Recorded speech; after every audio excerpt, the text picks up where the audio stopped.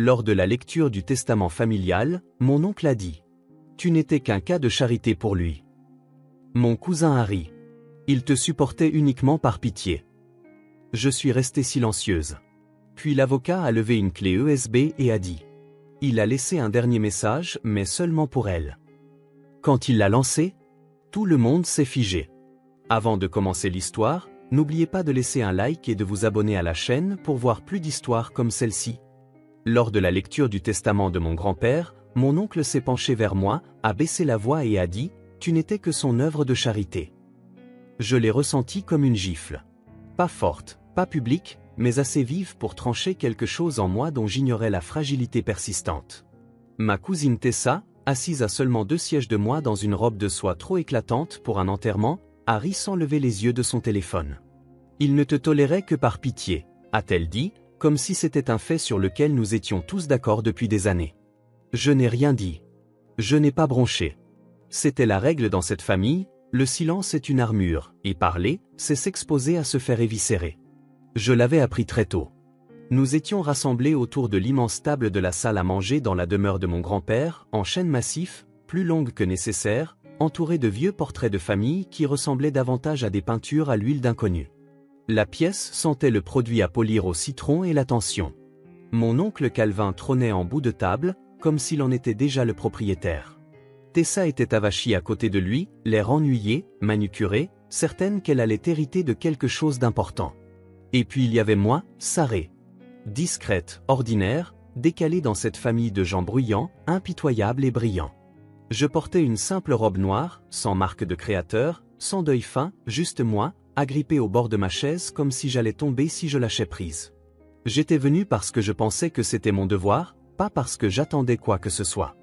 Mon grand-père, Howard Monroe, m'avait élevé après la mort de mes parents, mais il n'avait jamais été chaleureux.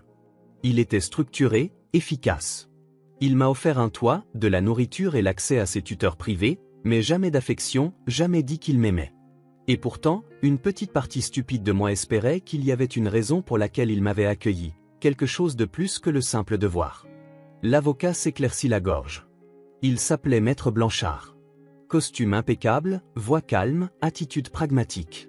Il travaillait pour notre famille depuis toujours, l'un des rares à me traiter avec une forme élémentaire de respect. Il commença à lire le testament, et je me préparais à ce que je savais inévitable. Calvin héritait de l'immobilier, des actions, des voitures de collection. Tessa recevait un fonds fiduciaire et les bijoux ayant appartenu à notre arrière-grand-mère. Le ton était professionnel, dénué d'émotion. J'attendis mon nom. Bria. Puis Maître Blanchard marqua une pause, juste une seconde, assez pour que l'atmosphère dans la pièce change. « Il y a un dernier élément, » dit-il en me regardant droit dans les yeux. « Votre grand-père a enregistré un message personnel. Il ne doit être écouté que par une seule personne, Sarée Monroe. » Toutes les têtes se tournèrent. « Quel genre de message ?» demanda Calvin, le ton immédiatement défensif. « Un message vidéo », répondit Maître Blanchard en sortant une petite clé USB argentée d'un étui en cuir. Il l'a enregistré peu avant son décès. Il a été très clair, il ne doit pas être partagé, discuté ou rejoué dans cette pièce sans le consentement de Sarée. Tessa leva les yeux au ciel. « Vous plaisantez ? Il lui a laissé une vidéo ? C'est tout ce qu'elle obtient ?» Calvin ne rit pas. Il me regarda comme si j'avais volé quelque chose. Et toujours, je ne dis rien. Je fixais simplement la clé USB. Mes mains étaient posées sur mes genoux, serrées si fort que je ne sentais plus mes doigts. J'ignorais ce que le message contiendrait. Une partie de moi ne voulait pas l'entendre. Pas devant eux. Pas s'ils confirmaient ce qu'ils disaient, que je n'avais jamais été plus qu'une ombre dans cette maison. Mais quelque chose dans l'expression de Maître Blanchard me retint. Il ne me regardait pas avec pitié. Son regard était assuré, comme si cela avait de l'importance, comme s'il savait que c'était important. Je hochai la tête une fois. Il inséra la clé USB dans l'ordinateur portable. La pièce devint silencieuse. Pas un silence respectueux, un silence méfiant. On pouvait sentir tout le monde retenir son souffle, attendant un signe que c'était une blague, que j'allais encore être humilié. Puis l'écran s'anima. Le visage de mon grand-père apparut, pâle, fatigué, mais ses yeux étaient clairs. Et les premiers mots qu'il prononça furent « Sarée, si tu entends ceci, c'est que je suis déjà parti. Mais il y a des choses que tu dois savoir. » La pièce entière se figea. Grandir dans la famille Monroe, c'était comme vivre dans une maison où l'on était toujours à une erreur près de devenir invisible. C'était grandiose, rempli de lustres, de musique de piano au dîner, et d'invités qui portaient des vêtements de marque comme des armures. De l'extérieur, tout semblait impeccable. À l'intérieur, c'était froid. Je m'appelle Sarah Monroe. Je ne suis pas né dans cet héritage. Mes parents, Rebecca et James, sont morts dans un accident de voiture quand j'avais 12 ans. Il n'y avait plus personne pour me recueillir. Alors mon grand-père, Howard Monroe, est intervenu. Il n'a pas dit grand-chose le jour où il m'a amené dans sa demeure. Il m'a juste tendu la clé d'une chambre d'amis et a dit « Rends-toi utile ». C'était un homme de système. Il aimait ses matins calmes, ses journaux repassés et sa famille sous contrôle. Il a payé mes études, m'a nourri, n'a jamais élevé la voix. Mais il ne m'a jamais appelé sa petite fille. Pas une seule fois. La seule fois où je l'ai vu sourire, c'est quand ma cousine Tessa a été acceptée dans une académie privée hors de prix. Elle était le genre de fille dont le nom était brodé sur ses vêtements, qui levait les yeux au ciel en parlant aux employés, qui ne m'adressait la parole que lorsqu'elle avait besoin que quelqu'un la couvre. Son père, Calvin, mon oncle, ne valait pas mieux. Il dirigeait l'empire commercial Monroe depuis que mon grand-père s'était retiré, et dès mon arrivée, il m'a fait comprendre que je n'étais pas de la famille. J'étais une intruse recueillie, le rappel d'une tragédie dont il n'avait jamais voulu. Malgré tout, j'ai gardé la tête basse. J'ai étudié dur, j'ai obtenu mon diplôme en avance, j'ai fait des petits boulots pendant les étés pendant que Tessa voyageait en Europe et que Calvin achetait des maisons au bord d'un lac qu'il n'utilisait jamais. J'étais reconnaissante, même quand ça faisait mal. Je me disais que peut-être, si je restais assez longtemps discrète, ils finiraient par me voir, vraiment me voir. Mais ils ne l'ont pas fait. Même après avoir déménagé à 21 ans, j'envoyais des cartes d'anniversaire à mon grand-père, je lui rendais visite quand je pouvais, j'apportais des courses quand je savais que le personnel était en congé. Il ne l'a jamais demandé, ne m'a jamais remercié non plus. Il hochait simplement la tête une fois et retournait à ses mots croisés. Quand il est décédé, je n'ai pas pleuré comme je le pensais. J'ai eu l'impression que quelque chose d'ancien s'était enfin éteint. Les funérailles étaient de bon goût, coûteuses, pleines de gens qui le qualifiaient de légende et de force de la nature. Je me tenais au fond, non pas parce que je me cachais, mais parce que personne ne m'a offert de siège près de la famille. Non que j'en attendais un. 2 semaines plus tard, j'ai reçu l'email de Maître Blanchard, l'avocat de la famille. Formel, comme toujours. Il demandait ma présence à la demeure Monroe pour la lecture du testament. J'ai hésité à y aller. Je savais déjà ce qui allait se passer. Calvin aurait tout, Tessa en aurait assez pour rester suffisante pendant encore 10 ans. Moi, j'aurais une tape sur la tête et un mot gentil, si j'avais de la chance. Pourtant, je me suis présenté. J'ai mis une robe noire que j'avais portée une fois à un dîner de boursier.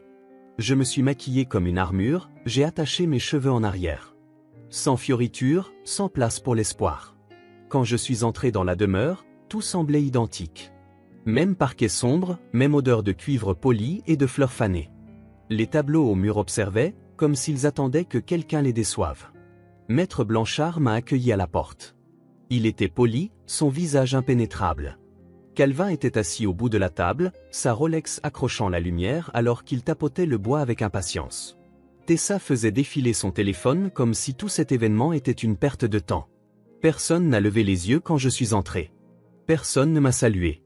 J'ai pris un siège vers le milieu de la table, pas assez près pour prétendre que j'appartenais à ce cercle, mais pas assez loin pour avoir l'air de me cacher. Je n'étais pas là pour mendier quoi que ce soit. Je voulais juste entendre les derniers mots de l'homme qui m'avait élevé, même si ces mots ne m'étaient pas destinés. Les chaises grincèrent. Maître Blanchard ouvrit le dossier, et tout ce que je pensais savoir sur cette famille commença à se fissurer. La lecture du testament commença comme une transaction. Pas de larmes, pas de sentimentalisme, juste la voix calme de Maître Blanchard tranchant le silence de la pièce. Je restais parfaitement immobile tandis qu'il dépliait les documents juridiques devant lui et commençait à lire. À mon fils, Calvin Monroe, commença-t-il, je lègue la pleine propriété du portefeuille immobilier Monroe, le chalet d'Eastwood et le contenu de mon coffre-fort à la First Federal Bank. Calvin ne réagit pas. Il resta les bras croisés, comme s'il s'y attendait depuis toujours. Il eut un petit hochement de tête satisfait, comme s'il ne faisait que confirmer ce qu'il considérait déjà comme sien. Maître Blanchard continua, « À ma petite fille, Tessa Monroe, je lègue les bijoux de famille, le contenu du garde-meuble d'Aspen et les actifs restants du Livingston Trust. Tessa leva les yeux de son téléphone juste assez longtemps pour afficher un sourire narquois. Elle me jeta un bref coup d'œil, la bouche tressautant comme si elle voulait rire. Elle n'en avait pas besoin. Le message était clair. Calvin obtenait le pouvoir, Tessa obtenait le clinquant. Et moi, eh bien, j'attendais. Maître Blanchard marqua une pause, tournant à la dernière page. Mon cœur se mit à battre la chamade. Je m'étais dit de ne rien attendre, mais ça faisait quand même mal d'être assise là, à attendre, comme une étrangère qui serait entrée par hasard. Il y a une dernière instruction, dit-il, son ton changeant très légèrement. Howard Monroe a laissé un message personnel, un enregistrement vidéo. Il est adressé uniquement à Sarah Monroe. C'est alors que Calvin tourna lentement la tête. Son expression ne changea pas, mais ses yeux se plissèrent. Tessa arrêta de faire défiler son écran. « Quel genre de message ?» demanda Calvin. Sa voix était calme, mais tendue. « Une vidéo ?» dit Maître Blanchard. Il l'a enregistrée durant la dernière semaine de sa vie. Il a été très précis, elle ne doit être ni partagée ni discutée. Elle est pour Sarah, et Sarah seule. Un message, répéta Tessa, le mot dégoulinant de sarcasme. C'est tout ce qu'elle obtient ? Même pas un souvenir. Elle faisait à peine partie de la famille, ajouta Calvin. Il lui a donné un toit, l'a nourri. Ça aurait dû suffire. Je ne dis pas un mot. Je gardais les yeux fixés sur la table devant moi, traçant les veines du bois du bout des doigts comme si cela pouvait me garder ancré. Je crois que les instructions de M. Monroe doivent être respectées, dit Maître Blanchard en brandissant une clé USB argentée. Le message peut être lu maintenant, mais seulement si Sarah y consent. Calvin se pencha en arrière, souriant comme s'il savait déjà ce qui allait arriver. Allez-y, alors, dit-il. Écoutons ce que le vieil Howard avait à dire à sa petite œuvre de charité. Tessa renifla. Je vous jure, si c'est un discours sur le travail acharné et le courage, je m'en vais. Je sentais leurs mots tenter de me transpercer, mais je refusais de réagir. C'était le seul pouvoir que j'avais jamais eu dans cette famille, ne pas leur donner la satisfaction de me voir craquer. Je hochai la tête une fois. Maître Blanchard brancha la clé USB. La pièce devint silencieuse. Personne ne bougeait, personne ne s'éclaircissait la gorge. Même l'air semblait immobile, comme si la maison retenait son souffle. L'écran s'illumina. Le visage de mon grand-père apparut, plus mince que dans mon souvenir, mais ses yeux étaient vifs. Il portait son habituel pull bleu marine et regardait droit dans la caméra. « Sarah, commença-t-il, si tu vois ceci, c'est que je suis parti. » Le son de sa voix emplit la pièce, et tout changea. Personne ne parlait. Le sourire narquois de Calvin s'effaça. Tessa se redressa sur sa chaise. Il ne semblait pas fatigué. Il ne semblait pas formel. Il ressemblait à un homme qui avait quelque chose de vrai à dire. « Je n'ai jamais beaucoup parlé de mon vivant, » continua-t-il, « mais il y a des choses que tu dois entendre. Des choses que j'aurais dû te dire il y a longtemps. » J'étais assise, figée. Mes paumes étaient moites, ma mâchoire serrée. Je ne savais pas ce qui allait venir, mais je pouvais déjà en sentir le poids. De l'autre côté de la table, les yeux de Calvin se tournèrent vers moi. Il n'avait plus l'air suffisant. Il avait l'air méfiant. Et juste comme ça, le pouvoir dans la pièce avait basculé. Pour la première fois de ma vie, tout le monde était silencieux, et ils écoutaient tous quelque chose qui n'était destiné qu'à moi. Je ne me souviens pas d'avoir respiré pendant la lecture de la vidéo. Mon grand-père regardait droit dans la caméra, mais j'avais l'impression qu'il me regardait directement, moi. Comme s'il avait attendu toute sa vie pour enfin parler librement. « Sarah, tu n'as jamais été censée être un fardeau, » dit-il. « Tu as été la seule à ne jamais rien demander. » J'entendis quelqu'un bouger derrière moi. Tessa croisa les bras. Calvin semblait mal à l'aise maintenant. Je restai immobile. « Tu avais 12 ans quand tu es arrivé ici, » poursuivit mon grand-père. « Tes parents étaient partis. Je n'étais pas prêt pour un autre enfant dans la maison, surtout après tout ce qui s'était passé avec la mère de Calvin. Mais je t'ai recueilli parce que ton père était aussi mon fils. Même si je ne l'ai jamais reconnu publiquement. » Mes mains agrippèrent les côtés de la chaise. Je sentais mon pouls dans mes oreilles. Il y avait un bourdonnement, mais je ne détournai pas les yeux de l'écran. « Oui, Sarah. Ton père, James Monroe, était mon fils. Je l'aimais, mais il n'était pas né dans le mariage. C'était les années 60, les choses étaient différentes. J'étais jeune, stupide et j'avais peur de ruiner le nom des Monroe. J'ai fait une erreur. J'ai laissé la société dicter quel genre de père j'avais le droit d'être. » Un hoquet de surprise s'échappa de Tessa. Calvin ne dit rien, mais son visage devenait rouge. Je n'ai pas élevé James. Je lui ai manqué. Et quand il est mort, j'ai vu une seconde chance en toi. Je ne pouvais pas dire les mots. Je ne savais pas comment être ouvert. Mais j'observais. Je te voyais tous les jours. Je voyais à quel point tu travaillais dur. Je t'ai vu faire passer cette famille en premier alors que personne n'a jamais fait la même chose pour toi. Mes yeux brûlaient, mais je retins mes larmes. Je ne pouvais pas pleurer ici. Pas encore. Pas devant eux. Tu as couvert Calvin quand il a pris des fonds de l'entreprise pour renflouer cette start-up ratée. Je suis au courant. Tu as payé une partie des frais de silence du comptable avec ton propre fonds universitaire. Un bruit sec. La chaise de Calvin raclant le sol alors qu'il se réassit plus lourdement. Il me regardait maintenant comme si j'étais une étrangère. Tessa avait l'air confuse. Je ne t'ai pas protégée comme j'aurais dû, dit mon grand-père. J'ai laissé faire qu'on te traite comme une invitée dans ta propre maison. C'est ma plus grande honte. Alors j'ai fait la seule chose que je savais pouvoir faire une différence, même après mon départ. Maître Blanchard appuya sur pause.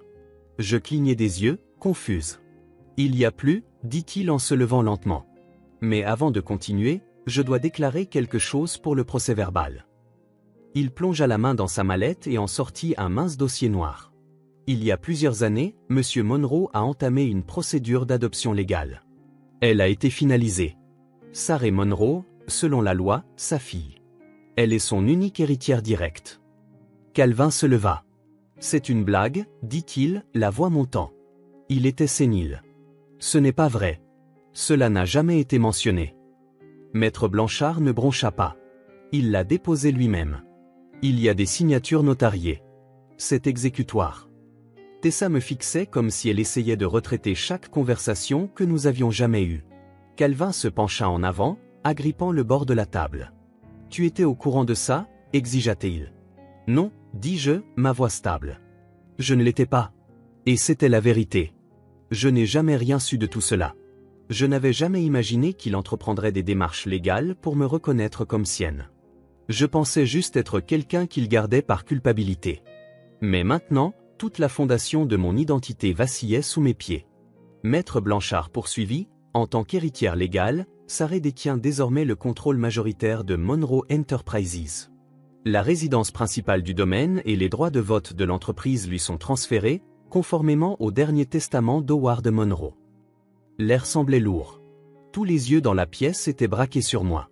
Pas avec pitié, pas avec amusement. Avec quelque chose qui ressemblait davantage à de la peur. Je n'étais plus la fille dans le coin. J'étais la fille, l'héritière, la seule personne à qui Howard Monroe avait tout confié. Je me retournai vers l'écran.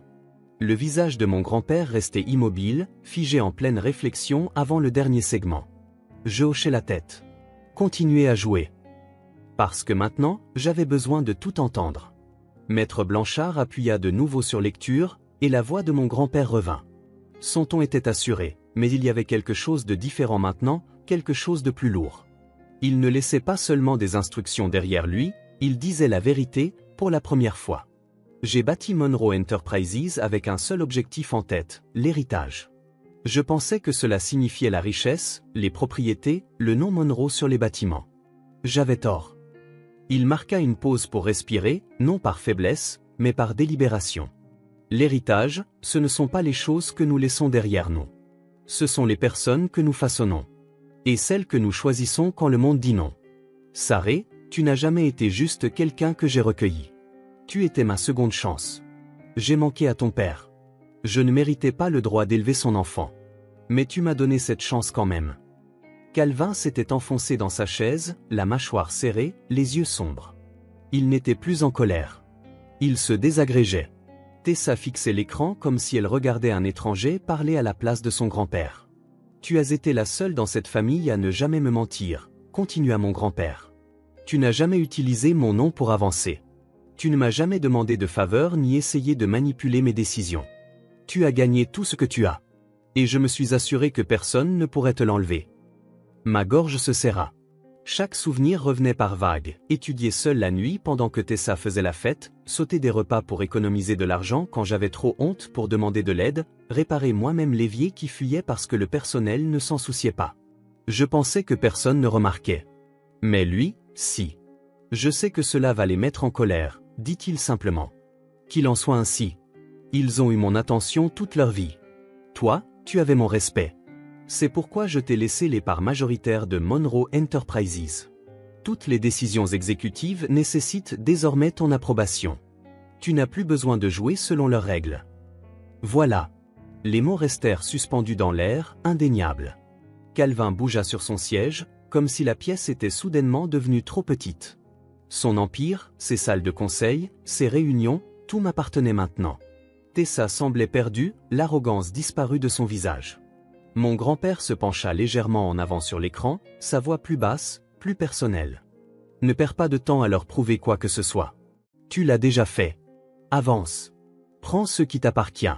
Tu étais l'avenir de cette famille dès l'instant où tu as franchi ma porte il y a 12 ans.